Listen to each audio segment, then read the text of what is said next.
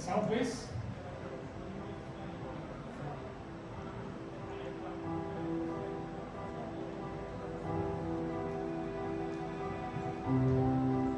¿Qué nos pasa?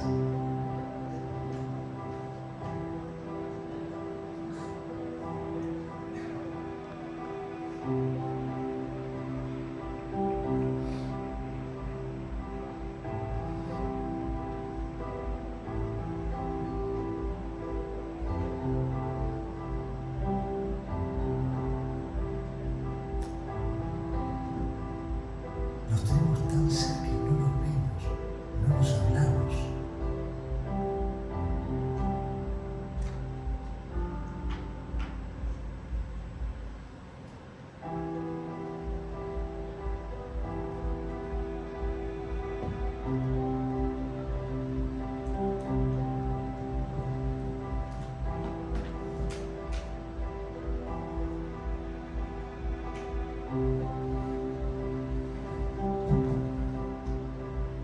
Todavía estás a tiempo.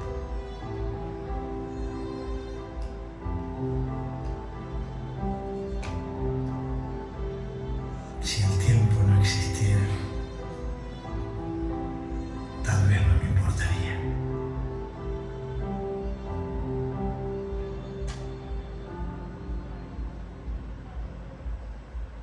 It was good to meet a bit of Spanish and a bit of English here. Hello everyone, good to meet you. I think I saw this on LinkedIn the other day. When the phone was cable, we were free. Now that everything is mobile, we are not that free. We have to be always connected every time. I think it's very, very, very true. There is 1 out of 3 people. We check the phone every 5 minutes. We are constantly on the phone. Everything. For absolutely everything. We use it not only to speak, we use it to gym, to do selfies, if we jump, we try clothes on different stores, or if we try glasses. It doesn't really matter. What about cardio WhatsApp? No, this is a real photo of someone in the gym. I'm not sure what is she doing, what's she doing, but she's using the phone as well. E-socializing, how many times we meet people, we meet friends, we're out there, and all of us are checking the phones and speaking to somebody else who's not even in the room. So the phone is an extension of our. How many times we need a holiday, we need to go away just to relax, but still connected, still on the phone, even if we're at the beach, we're in a great event like this. What about this photograph? Have you seen this before? This was a national press. So loads of people criticize this castle. It's a museum in the Netherlands. Have you seen this before? Anyone? Okay, we remember this. We'll come back to it at the end of the presentation. Okay, and very important. 17% of European ladies, they use the phone while intimating. 17% of ladies. 70% is a huge statistic. I'm not sure what they do with the phone, but they use it. Okay? So, do you people in this room, do you feel identified with this? Not only with the 70%, okay? So everything we have said so far. Probably yes, yeah? We are all identified with these things. Well, it's good to meet you everyone. It's Pedro Lindsay from In Central. I'm sorry for the slides, but not working as they should be. It's but anyway, anyone knows In Central here? Can see anyone? Most of you, great. It's a great Dutch company, digital consulting firm. So we have been around for many, many years. We specialize in different areas, as we can see, but we started in 1996 in the Netherlands. Imagine 1996, how many IT projects, how everything has changed, how it's evolved from CRM, ERP, and now for next generation e-commerce and great customer service and artificial intelligence, as they mentioned before, and so many things. Okay, we have 13 offices, probably 17 offices by the end of the year, and we are in 3 countries. We are in Spain, so the Netherlands, and now Africa, since in Kenya 4 years ago. So hopefully in the Middle East very soon. Okay, so let's see.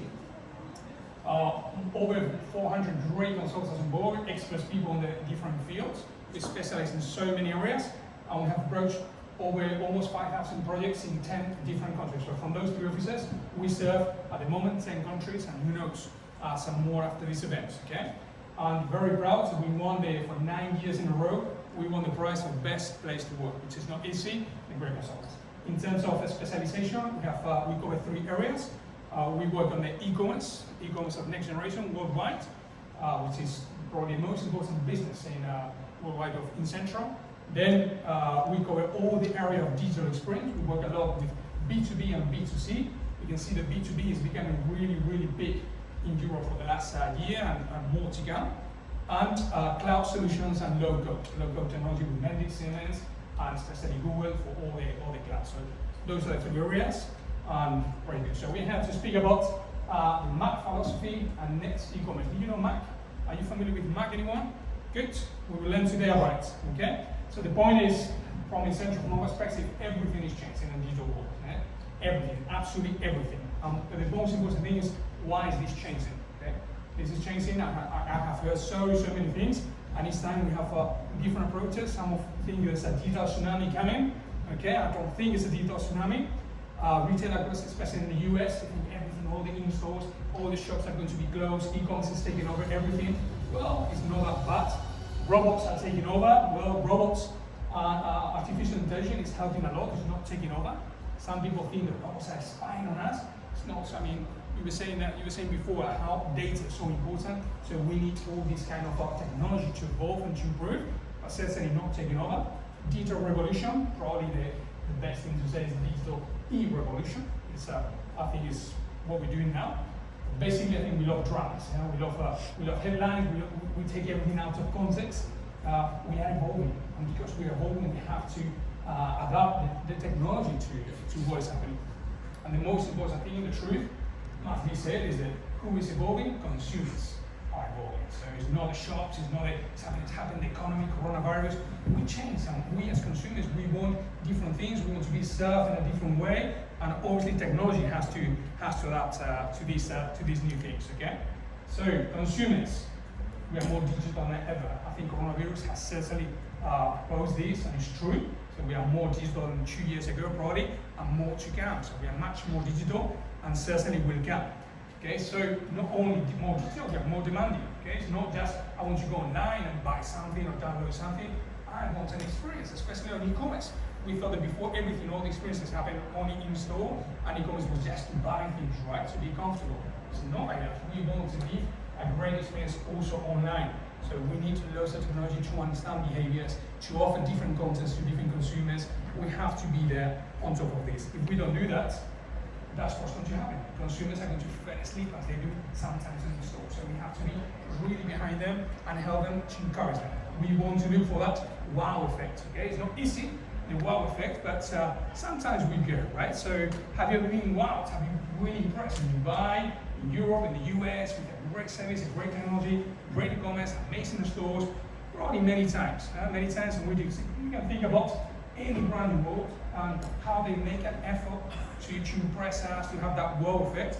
You probably can. Probably restaurants, really different restaurants. One of my colleagues the other day did parachutes in Dubai, and he was really wow. He was really impressed.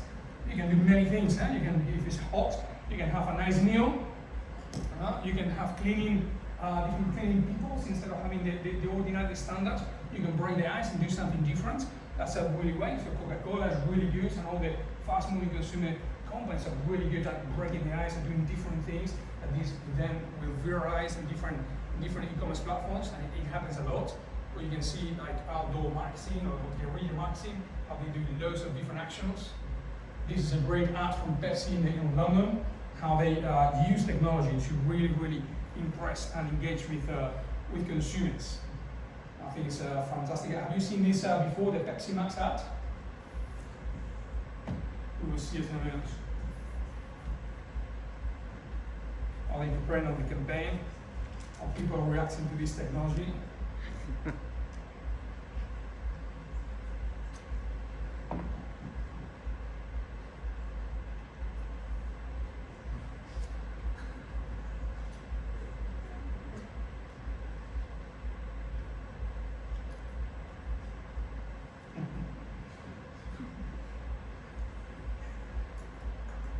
Once again, it's about impressing people. You delay the music, guys. How we can change. Also our clients, group.com, or different clients have been central worldwide. Opticians, how traditional they have always been, and how they change it and evolving. Does anyone have an e-tron here? Any users? So So do you not want it, they e-tron the car? It's how you get, they use one of our e-commerce technologies, and you can connect the car and do upgrades and buy things directly from the while you're driving. You can do so many upgrades and so many things. Or different vans, how they have improved with our technologies, all the experiences, which is I think is really, really, really good. Mirrors, digital mirrors we have done with different stores, and I think it's really good how you can view the mirror and you can do different interactions, and you can even buy as an e-commerce from these stores. The way we pay, everything has been certainly changed in the way we pay. Zoom is something that's really big in Europe now.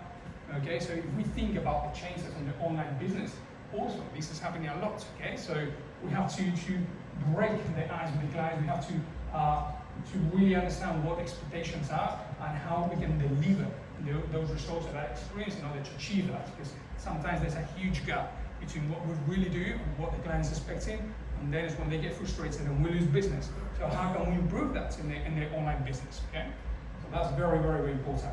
I think one of the most things we're hearing a lot in Europe is that consumers, they don't want to go online to see just a catalog, a simple catalog. They want much more than that. It's not just about buying, it's about all the personalization of the content, really understanding them, really doing what they want. They are sending the message, as Jamie was saying before, a really just-in-time message and really related to the experience and the behavior and the gender and the age and the buying behavior, okay? We need to be creative indeed. Marketing needs to be really, really creative in order to develop these, deliver these great experiences, okay? So, in order to improve, in order to work as a consultant in Central, what we do is we help them to analyze the whole journey. So from the moment the client connects or receives an impact on the mobile phone on different devices, how they navigate in the store, where they click, where they go, and how can we improve the whole journey? What kind of communication we have to do at every single stage? How can we improve, and how can we have a really good e-commerce that's offering you guys great results, and so you can deliver to your clients. We're saying we are more digital now, and especially lots of people that were not digital last year, they are now digital. So that means sometimes they find it difficult to use different e-commerces or to navigate in different websites, so we have to make the user experience really, really easy for them. So really easy. It's not about having a great design, it is sometimes, but it's more important to have it, keep it simple, and then add value to that. So then you will increase sales.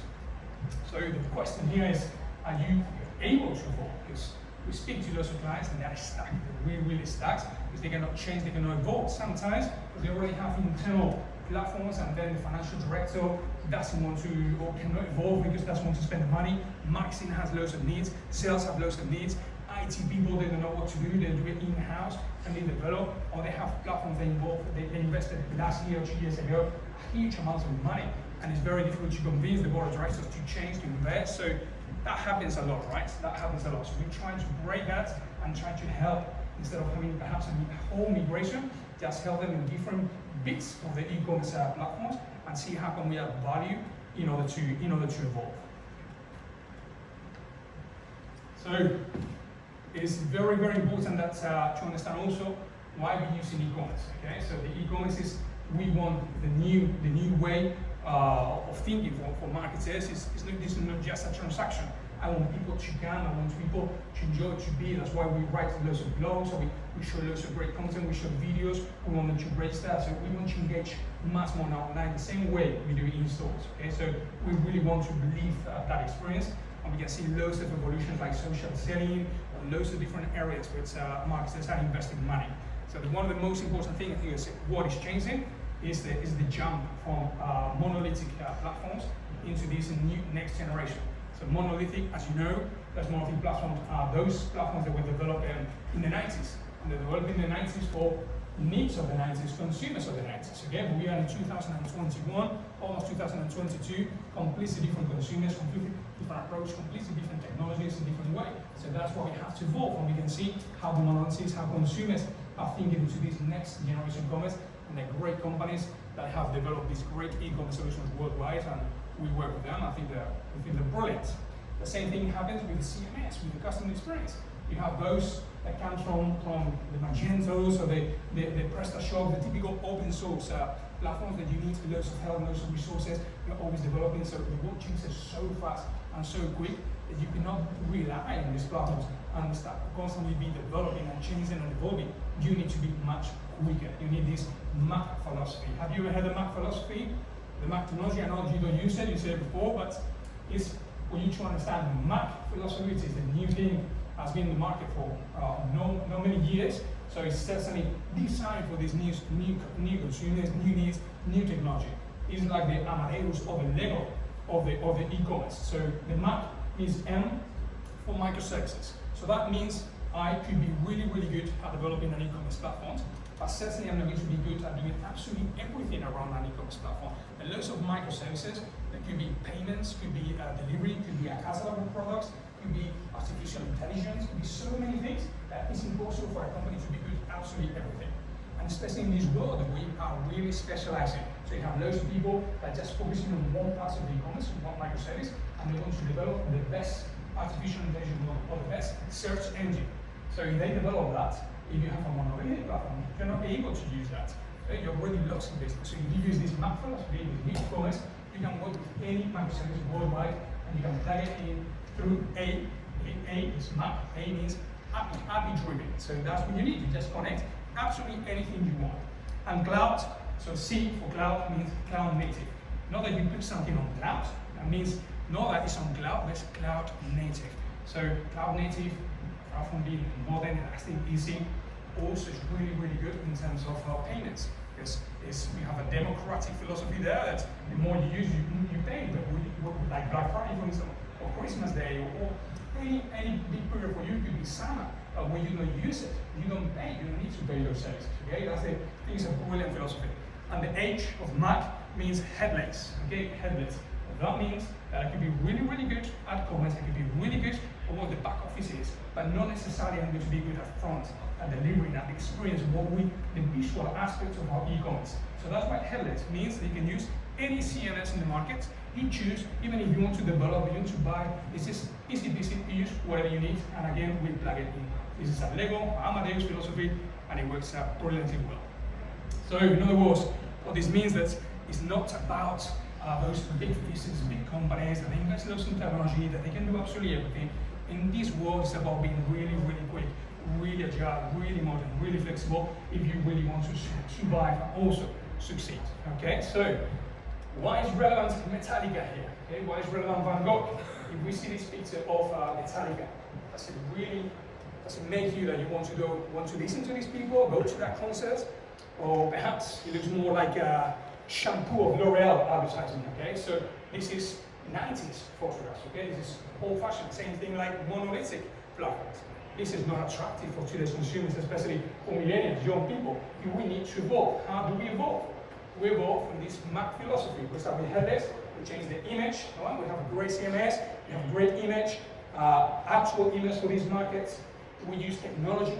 So, like for example, Metallica is not just only one platform. They use different platforms in the world, like any music platforms they can use. They will gain data from those platforms. They will learn a lot where the consumers are, what kind of music do they learn, do they listen, what are they? So when they want to do a concert, they know perfectly well where the market is, what kind of songs they do, and then they will do a concert in your city, Dubai for instance, because they know the 5-6 songs you listen the most, because you download it the whole time and you listen to them on different platforms, and they really know this information. Okay, so they will deliver a great service every single city they attend to, which is brilliant, and they have able to evolve. I think that's a very, very clever. If we think about Van Gogh, exactly the same thing. I'm not sure if you have seen Van Gogh alive, but it's a great place to be. So recall this photograph I showed you at the beginning. Loads of people criticize this. Wow, you're in a great museum. These children, they're going to appreciate art. They're using the mobile phone. They're just always connected. I'm fed up with these people. No, I understand the social way. That's perhaps if I'm with friends and we're eating dinner and everyone's on the mobile phone, I could get pissed off. Okay, this is a personal matter. But when we speak about business, we speak about marketing. We're not here to change people. We're here to adapt to our consumers. We want to learn from them and then deliver what they want. If they want to use the mobile phone, they can use the mobile phone. We are the ones who need to change. And I think that's very clearly what Van Gogh and many different art galleries they have been doing. That are using technology in order to deliver the service that the client is really, really accepting. You can now watch through a different application mobile. You can go to the museum and find lots of information. You can go to Van Gogh Alive and feel a completely different virtual and digital experience, which I think is brilliant. And again, it's about understanding them and this. So guys, are we ready to change? Because if you're ready to change, we are ready to help you. Thank you so much for your time.